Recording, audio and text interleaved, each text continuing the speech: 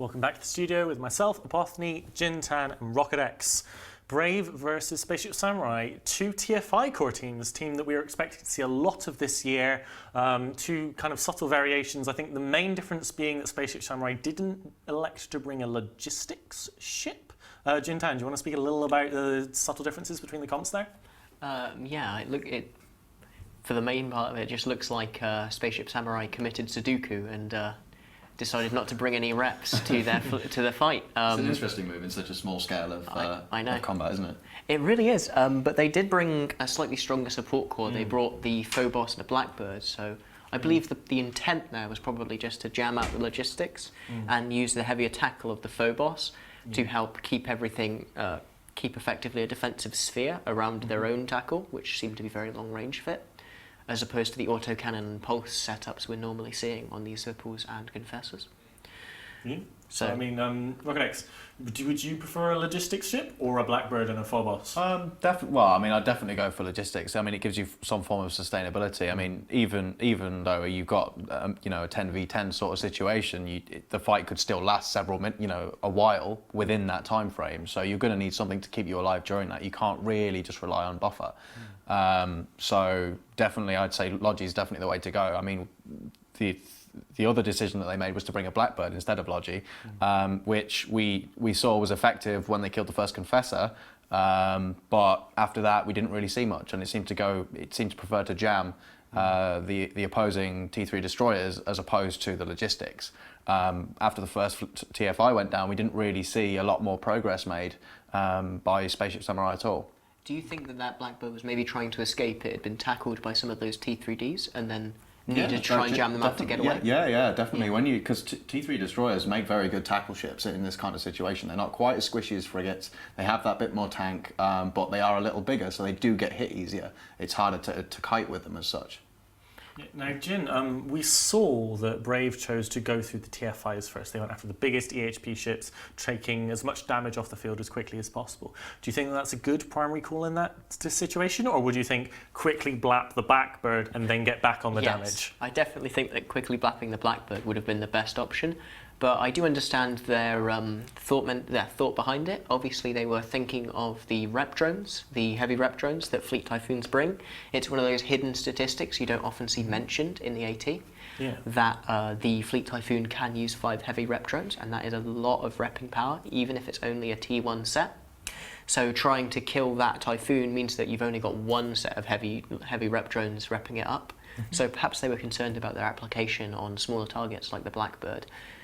I don't think it's a huge thing, but... Further, we saw a choice between command ships there. We saw a choice between the EOS and the Astarte between the two teams. The Astarte obviously can put out a bunch of damage whilst still providing links. The EOS tends to be a more all-in link setup because the highs are less useful on drone boats. And given that you're not allowed to use T2 drones, a lot of the time the EOS will defer to using those heavy rep bots that you mentioned. So do either of you guys have a preference, do you think, between Astarte or EOS, or do you think it very much depends on the comp that you're bringing with? I'd say it is very much on the comp. I mean, with an Astarte, you're looking at your primary damage is going to be blasters. It depends what you've got around you. If you're in a team that's going to go all in, then yeah, by all means, blaster boat's fine. If you can lock them down with 90% webs from a Vigilant or even a Vindy, then yeah, you can apply that damage pretty well. Otherwise, you're better to kind of sit back a bit and use an EOS instead, and then use drones from range, and you'll probably do a lot better in terms of staying alive like that. The EOS is a much less in-your-face option for a comp. Yeah.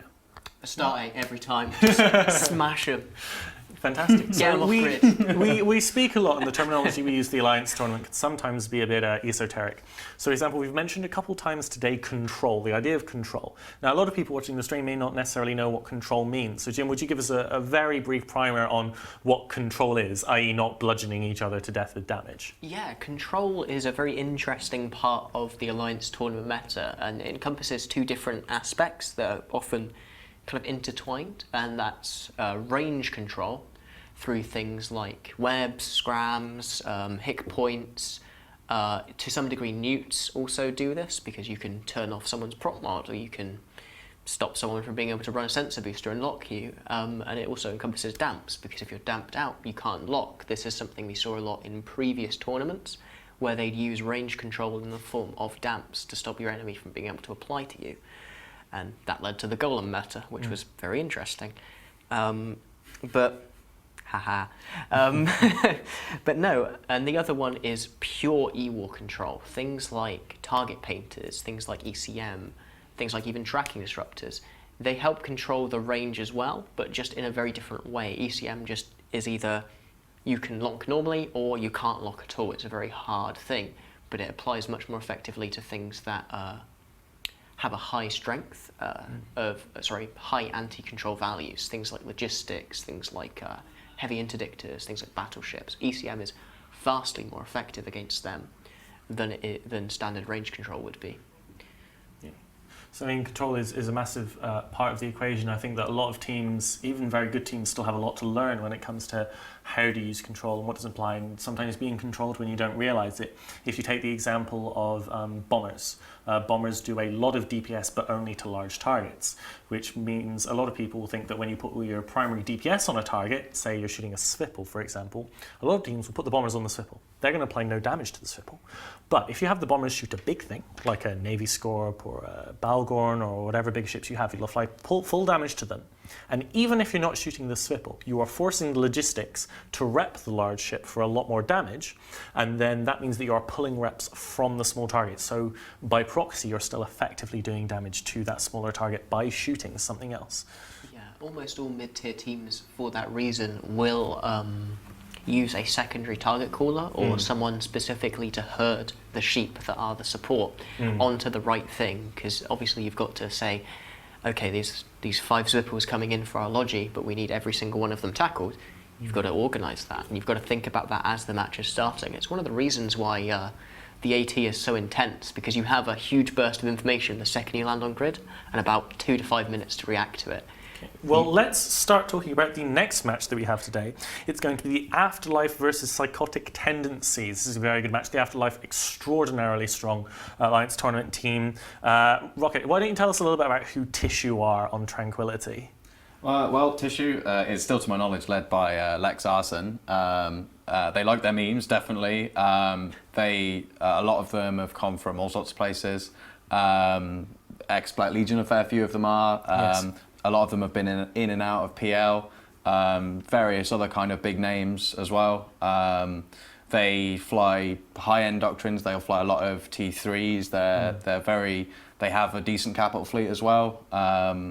Tournament-wise, they definitely have the backing, and they have some very skillful pilots as well. So I'd be very interested to see what they do. Yeah, Jintan, tell us a bit about the Afterlife. I believe they're a Russian team with very good tournament history, right? Yeah, they actually operate in the south. They come down in small gangs and fight Providence quite regularly, and they're very, very good at it.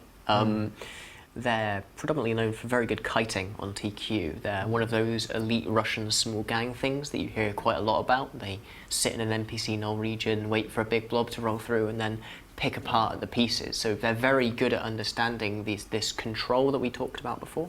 Yeah, so very quickly before we go to the match, what are your predictions? Afterlife or as a tournament Tissue? team, probably Afterlife. Okay, I'm probably going to go with Afterlife too. Sorry, Tissue, you got 3 of us against you. Prove us wrong. Let's go back to Chesser, moderator.